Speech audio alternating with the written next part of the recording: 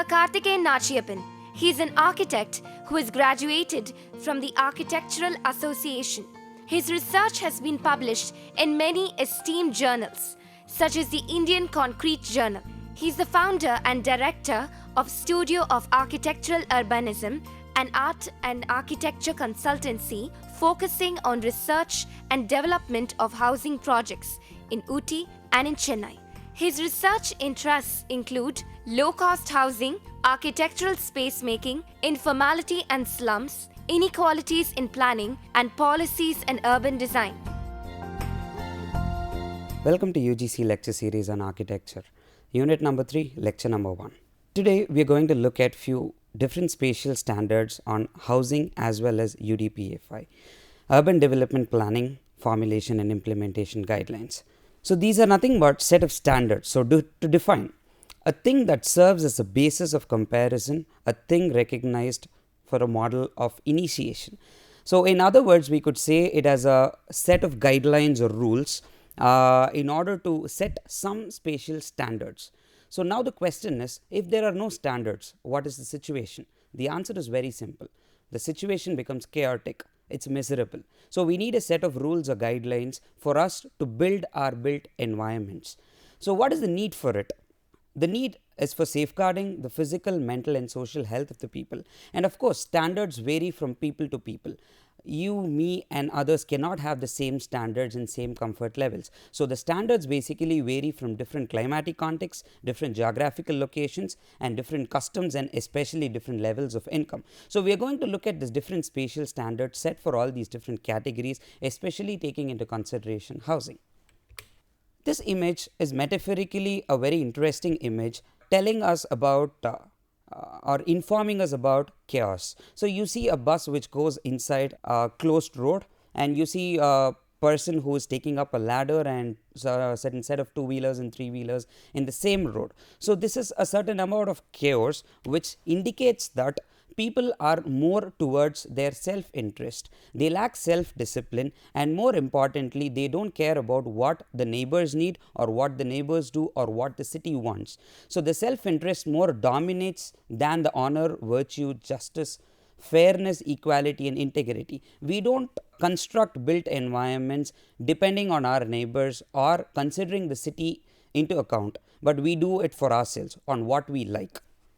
So to start with standards, we have basically two categories. One is the minimum category, which reflects the level of living and it is determined by the housing standards directly. And the second is volitional category, which are nothing but unforced category of standards, which is of surplus social acceptability. So this reflects the actual living situations. The minimum standards are nothing but the basic required level of standards for a spatial requirement for a particular person of a lowest level of income. This is the basic need of our society. But volitional is the more luxurious category, on depending on their level of income and different categories, you could pre-custom it.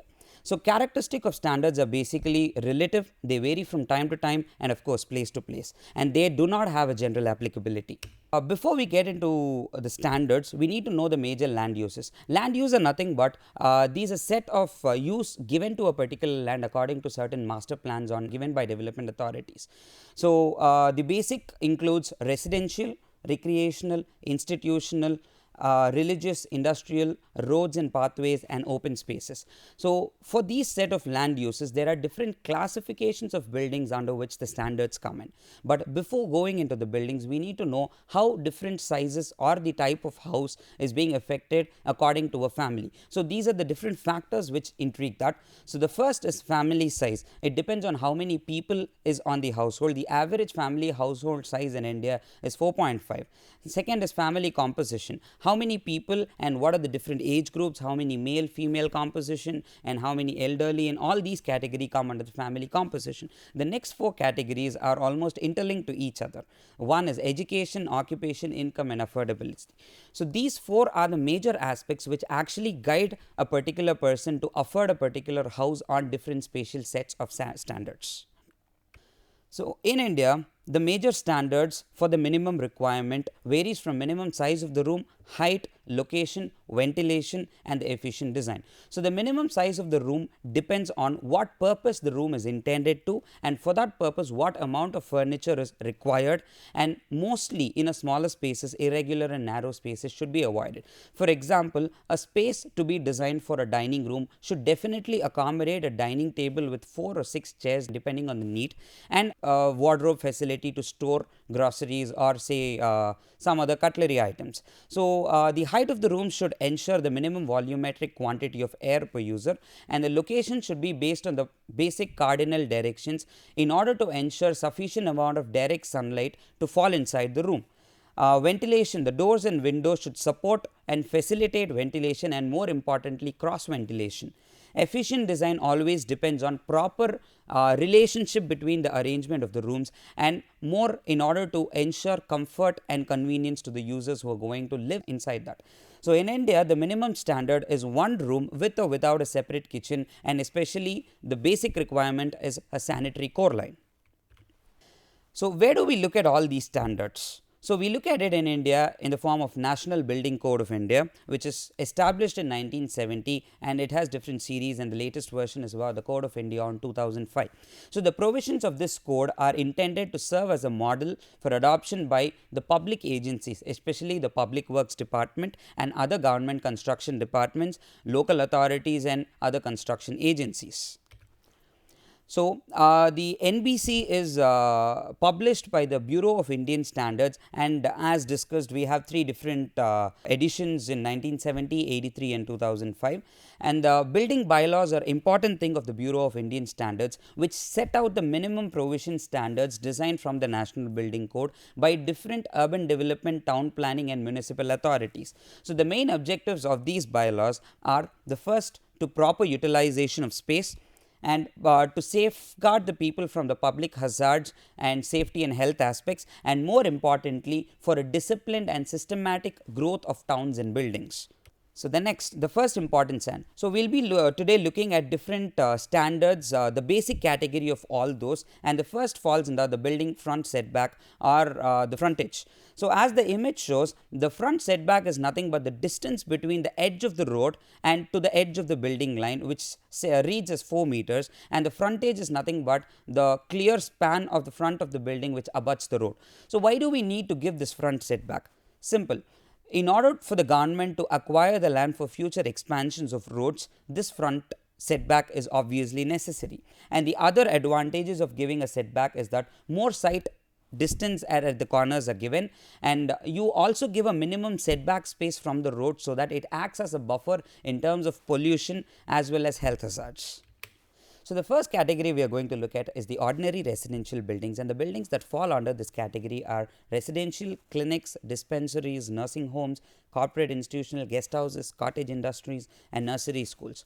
So, the major thing which you need to look about is the plot. It is nothing but the site area, the one which is highlighted at the black, and the red one is nothing but the built up floor area. So, the floor area for this category of buildings should not be more than or equal to 300 square meters, and for this category the maximum height permissible is ground plus 1. So, 2 stories could be built for this kind of building, and these are the set of things which any planner or designer should take into consideration before designing the building. So, the main is about the frontage, the building frontage, front setback, side setback, and the majorly parking requirement, which is a constraint in nowadays growing metropolises. There are no parking available, especially in commercial and institutional buildings. So, parking requirement is another major thing a designer has to loop into before the design of the project. And the last thing is about the height and the mass, which corresponds to the width of the road. So, these are some of the basic standards where a designer has to adhere. The first is about the plinth. So, this torrential rains in Chennai has proven to be discourse, and especially for the people who have not given the maximum plinth height. So, plinth is nothing but the amount of raise which you give from the ground level to the finished floor level. So, the minimum you need to give is about the 450 mm, and the parapet wall which is on the top of the building should vary from a height of 1.05 to 1.2 meters. Next is the boundary wall, which is in your site, and the plot area should be covered by a boundary wall of a maximum height of 5 feet, so that there is a clear inside outside vision. and up to 2.4 meters, you could actually extend the norms up to 2.4 meters in a case where the top 0.9 meters should be open and with subject to the permission from the authority. So, in case of corner plots, there is a restricted to 0.75 meter of length for a length of 10 meters in the front, and the balance height might be in an open type. So, clearly the distinction says that 1.5 meters should be the height, and the remaining whatever you go on top can be of an open type subject to the permission from the authority. Next is the height of the building, which is always subjected to the width of the road. So, it depends on different constituencies, corporations and municipalities on how much you can go based on the width of the road. And the last is about the area limitation, and more important for a designer, on the floor area ratio or FSI, floor space index. It's nothing but the maximum amount of built up area you could go on a particular plot. So, the FAR is nothing but the total covered area on all the floors divided the plot area. So, this actually gives you the maximum amount of built up area, and FAR or FSI is always expressed not in terms of percentage, it's expressed in terms of numbers. So, these are certain definitions which one might has to remember. The first being the maximum plot extent is nothing but the extent which your plot extends on either sides of the road and the total distance, that is the length by the width. Minimum frontage is the minimum frontage you have to give the abutting the main road, the line of the building which abuts the main road. Maximum road width is the depending on the category of building you're going to choose, the site location should be dependent on the width of the road. So, the width should be there is a minimum category of width you might have to choose. Maximum height is depending on the maximum number of floors you go, including the rooftop and the headroom of the staircase. Minimum space between the buildings is nothing but the gap between the two adjacent buildings. FSI, as we were looking at, the floor area to the plot ratio, and the last is the setbacks, the minimum setbacks or the buffer you create beyond your building line. So, some of the other standards according to the National Building Code for the reference is the habitable room category. So, the minimum standards for any habitable room according to the BIS and NBC are 9.5 in terms of a minimum area given for a habitable room, and with 2.4 meters as one side, and the height you could go is for 2.75 meters clear from the floor, finished floor level, to the bottommost part of the ceiling. So, in case you are going to give a minimum AC duct or a false ceiling kind of atmosphere, the minimum headroom clearance you need to give is 2.4 meters. So, in case there are two categories of rooms, one should be with a minimum of 9.5 meter square and the other to be with a minimum area of 7.5 meter, and with a 2.4 meter or 2.1 meter respectively is the minimum size of one side of the room. Next is the kitchen, kitchen store and kitchen dining category, where hierarchically the area minimum spatial requirement increases from 4.5 meter square to 7.5 meter square, and the minimum size of one of the width is 1.8 to 2.1. So, it actually varies accordingly. In a kitchen, it has to sufficiently support the counter as well as the range, sink as well as the refrigerator. So, the minimum requirement of the room depends on the minimum furnitures to be accommodated in the particular room. The other requirement also includes the floor should be impermeable so that water does not penetrate, unless separate pantry provided, means for washing kitchen utensils which shall be led directly through a sink or trap connection to a waste pipe. So, sewage in the sullage water has to be planned as a minimum spatial standards. So, the next is the bathroom water closets or bath and water closet category, where the minimum area starts from 1.8 meter square. So, in case of a bathroom and water closets are nothing but it's like a modern day powder room where you just accommodate a closet. So, the minimum area required is 1.1 meter, and there are no minimum sizes that has to be given. It has to accommodate a closet and maybe a corner basin, and the height of those should be a minimum of 2 meter, and the sanitary core line should be maintained in such a way that there is another lat room on top of it and there are no other rooms. So, in case there is a room either above a toilet or below a toilet, a proper watertight situation has to be provided to avoid water leakages inside the room.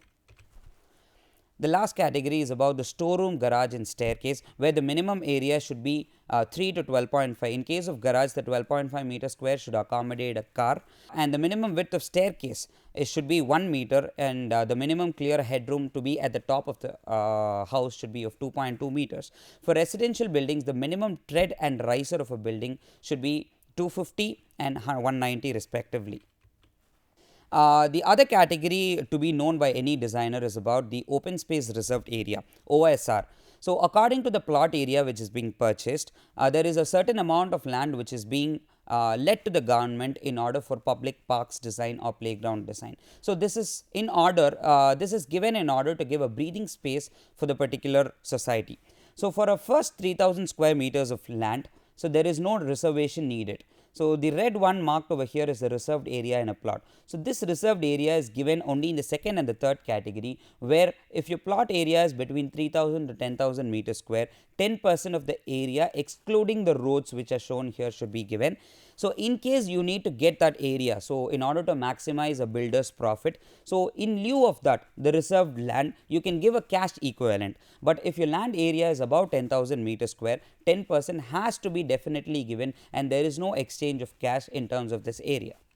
So, the final requirement is about the open space around the building. So, the front open space always depends on the width of the street front which is over there. So, from 7.5 meters to 30 meters, the width basically varies from 1.5 to 6. So, hierarchically it increases, and the side and the rear open space always depends on the height of the building, so that it does not cast shadow on the other buildings. So, for a minimum of height of 10 meter or a 3-story building, the spaces left around the building are 3 meters, and hierarchically increases from 53 meter height to a 16 meter wide open space. So, next we are moving into the UDPFI standards, which are nothing but cities are growing and towns are growing, new urban centers are developing, and cities grow in a chaotic and haphazard manner. So, there is a need for the urban developers to develop a certain set of guidelines for the city to move in a proper and orderly direction. So, and these urban centers has to be properly designed in order to promote orderly development and healthy living environment for the people who dwell in the city. So, for this purpose, there was a workshop created, and out of which resulted in the formulation of urban development plans, formulation and implementation guidelines. So, these are basically your 4 categories, which varies from a perspective plan to a plan of project or schemes. Perspective plan is a long term agency which is set by the government or ministry in terms of a 20 or 25 year or a long term goal set in terms of maps and diagrams by master plans, and it includes stage goals on policies and developments of a particular area. And the development plan is nothing but a smaller version of it, which has framework for 5 years, which also includes the socio-economic and spatial development of urban centers. Third category is the annual plan, which is led annually, which gives you the details of the ongoing and the new projects which are to be bound to be construction on the cities. And the last is basically the plans of projects. So, it gives you details about the working layouts, cost of developments, the source of income and finance, and the inventory costs by a public or a private agency. So, the norms and standards according to the UDPFI are classified into 5 major things, starting from distribution of land use to traffic and transportation. So, today we are going to look at few different categories and the minimum spatial standards for all these categories. So, the distribution of land use includes the development of the average area densities, workforce, it depends on how many people are going to be in that area, and lastly the proposed land use structure on a particular plain area. So, the urban centers are classified based on these, as you see in this diagram. Based on the settlement type, it is classified as small to large cities, and in terms of population. So, the plain and the hill area are topographically classified. So, it varies from a population of less than 50,000, which gets accommodated in a small town. For a more than 5 lakh population, it goes into large cities. So, this is the basic urban center classification based on population. Now, depend on land use, the population placed as per the land use in a particular hectare has to be calculated. So, again the small towns to metro cities varies based on persons living per hectare of land. So, if it is 75 to 125 people living per hectare of land, it is to be small towns, and if it is 125 to 175, it is a large metro city. But nowadays metro cities are growing in terms of accommodating more than 1,000 per hectare. So, it is adversely growing. Next, the proposed land use structure based on urban centers. This is according to the land use category on residential, commercial, industrial layouts, as you saw in the first category on basic land uses. So, now interestingly you could see, as it moves from small to metro cities, the residential category components, that is the percentage of the developed area having residential accommodation, drips down from 45 to 35, whereas the other categories from commercial to transportation and communication has a proper growth or hierarchically increases from small to large cities, but actually in true case, in reality, this is vice versa. The next category is infrastructure, which is much needed in a city, in any growth or any metropolitan city, which is basically physical as well as social infrastructure. Physical infrastructure includes water supply, drainage, sewage, sewage, electricity and solid waste disposal, where the social infrastructure is community facilities starting from educational, healthcare, socio-cultural facilities, police and fire stations. So, to start with infrastructure, for water supply, there is a minimum requirement which is calculated in terms of liters per capita, and in case of a small town, the liters per capita for absolute minimum, that is minimum required thing for a particular small town, is 70 liters per capita, and the desirable amount is 100 LPCD, and for a large metro it includes 135 to 150, which also includes washing, cooking, bathing and other water provisions. So this is per capita, average consumed per person per day in a country. So this is calculated based on that, and for non-domestic purposes like firefighting and public purpose, it is from small town 10 to 15, and for a large metro city 30 to 35 liters per capita is needed. Next, moving on to electricity, the average thumb rule calculation for electricity is 2 kilowatt per household having a family size of 4.5, and for a city level it also includes the domestic, commercial, industrial and other uses. And for this minimum requirement, one electric substation of 11 kilowatts or 11,000 watts has to be given for a population of 15,000. And the fire station, the minimum requirement for a fire station is there needs to be one fire station or a fire substation within a vicinity of 1 to 3 kilometers to serve fire hazard purposes, and the area for those fire with residential accommodation has to be 1 hectares, and the area for fire substation with sub fire station is 0.60 hectares. Coming to solid waste disposal, this is the major thing and needed for any society, and India ranks in top, especially in e-waste and other municipal solid waste, where we have more than 2 million tons segregated, and annually we have 2.5 million tons which are being recycled. So in this, the garbage is removed and dumped in a sanitary landfill, or in some cases it is converted into compost. As citizens of India, we need to promote this kind of compost, especially in terms of solid waste, to manage our waste, so that our cities or metropolitan cities doesn't become a dump yard. And on a thumb rule, the generation of waste varies from a quarter of a kg per capita in small towns to about a half a kg per capita in large and metro cities. So moving on to socio-cultural facilities, from community room to a socio-cultural center, from a small city to a medium city and a large city, we have different hierarchies or categories. So for a small town, we can give a community room for a population, one for 5,000 people with an area of 660 square meters, and especially for a music, drama or drama center, where for a population of 1 lakh has to be served, you need a minimum of that theatre category of 1000 square meters. And lastly, for a socio-cultural center for a population of more than million. So all the million plus cities will have all these facilities depending on different districts and neighborhoods, and one city will of a population of a million will have the socio-cultural center for an area of 15 hectares. Next category comes under the commercial facilities of hierarchy of commercial centers, area of commercial centers and distribution of shops. This is the major economic line of a city which gives the trademarks of different distribution of smaller shops to a larger shop. So a housing cluster for a population of 1000 to 4000 can have a cluster center which accommodates smaller petty shops for economic vantage.